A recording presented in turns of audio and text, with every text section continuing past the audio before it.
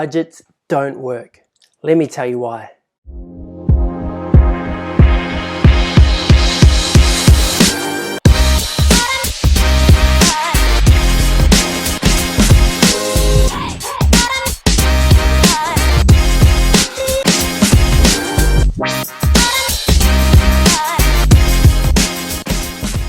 Kia ora whānau, welcome to the Hapuri, where we learn and level up our financial literacy with every video. My name is Idia, and today I'm going to help provide a foundation that can hopefully empower you to walk this path that I can help light up right beside you. As always, let's start by unpackaging how I can fill up your cup with the contents of my own. Why budgets don't work. They're complicated, time-consuming, expensive, boring. Behaviors and money habits and relationships, whether it be your partner, your family, your kids, your parents, those nearest and dearest. And then I'll wrap it up in a nice red big bow and provide tips to creating a new financial space. I'll go through the books that I've read that helped me along the way, creating a reward system, how to effectively take advantage of your pay schedule, and most importantly, autonomy. Before we get into this, I need to come clean. My nature and nurture will be different to yours, although you may be able to relate to some of my own experiences. They're not necessarily going to be the right fit for everybody. As much as we would love to learn from others' mistakes, the power and importance of experiencing failure is such an important part of life and really brings out one's sense of purpose as to the way they find themselves out of it. In 2013, I left New Zealand to find opportunities outside my little bubble in Kapiti Coast. I had just been working for Kiwibank for 12 months and enjoyed problem solving and money.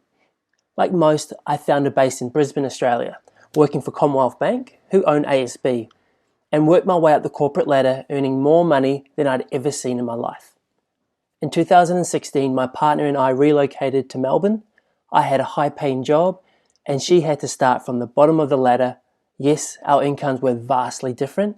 However, the biggest difference between us financially is she had zero debt. I had $70,000 worth of debt. A $30,000 car loan, a $30,000 personal loan, $5,000 in credit cards, and $5,000 in small loans. I know, mind-blowing.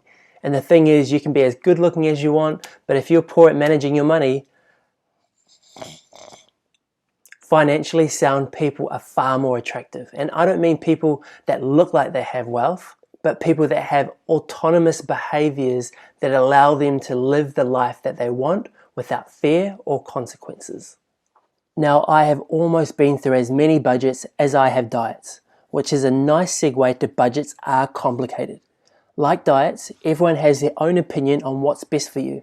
And even worse, companies are making fortunes trying to make your waist thinner and your wallets thicker.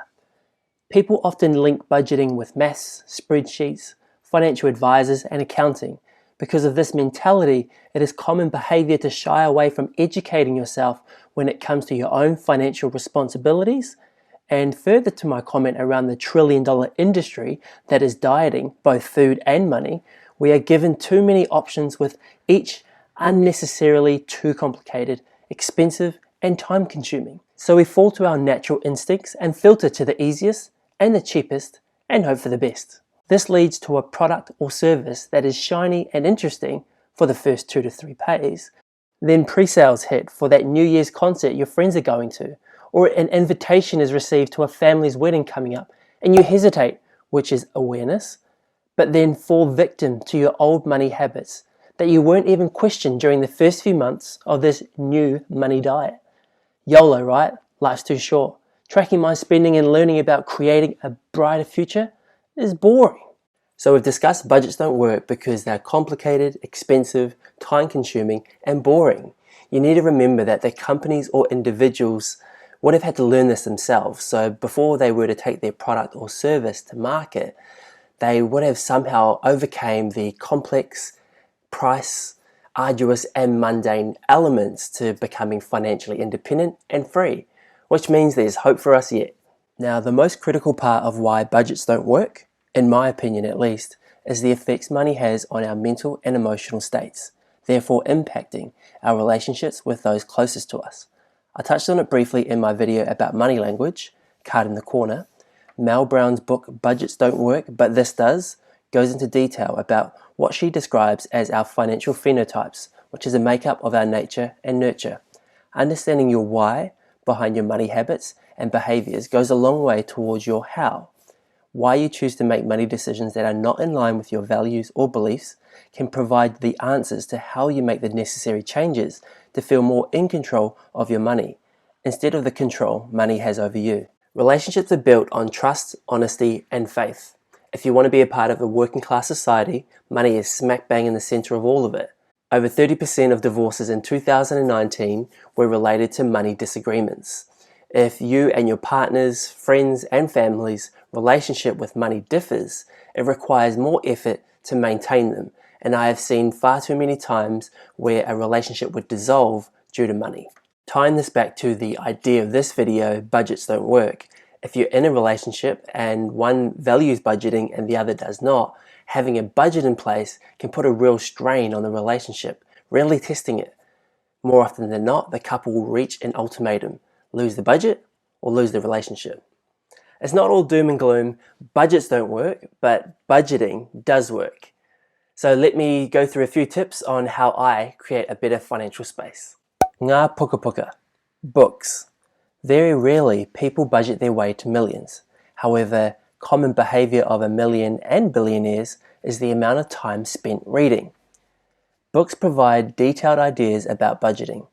The book Barefoot Investor provides framework which stems from an ancient system created many moons ago, which I read in the book The Richest Man in Babylon. Another great learning from this book is the method to pay yourself first and live off the rest. When I say pay yourself, I mean choose to invest that money, which is an investment in yourself. Mel Brown's book Budgets Don't Work, But This Does goes into the psychology behind money and people. Start there and see where the journey takes you. Reward system. If you are familiar with the marshmallow test for kids, they attempt distracting techniques to avoid eating the marshmallow. Different kids will have different behaviors, therefore different results. In this analogy, a child choosing to eat the marshmallow and not being rewarded with more is similar to an adult choosing to consume their savings and not being rewarded with reaching their goals. Like any addiction, spending money is right up there with drugs and alcohol. Instead of substance abuse, it's money abuse. A reward system is important to implement and replaces the dopamine spending money gives you. How big or small the reward is up to you.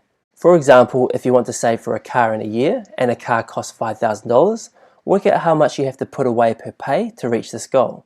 It is important to reward yourself with tangible goods versus intangible goods like shares to allow yourself to touch and feel your accomplishments. Pay schedule. If you're like me and are paid monthly, set up a weekly recurring payment to make it feel like you're paid weekly. This has helped me feel like I was being paid more often, therefore felt like I was being paid more. However, it was the same amount weekly in comparison to monthly. Based on your pay frequency, pay your bills accordingly, i.e. if your rent is due monthly, but you're paid weekly, multiply your rent by 12 and divide by 52 to work out the weekly amount and have a separate account for all your bills to have them paid in line with your own. Finally, autonomy. Make everything automatic to reduce your tendency to spend. Have a conscious spending plan.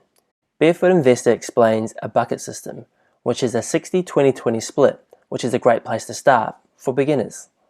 So I've come to the end of the video today. Ngā mihi for making it this far. If you have any questions or comments, leave them in the section below. Feel free to like and subscribe for more content from me. Otherwise, let me leave you with this. Financially sound people can weather economic stress, unemployment, and unforeseen circumstances, whereas others will feel 10 times the weight in fear, depression, and isolation.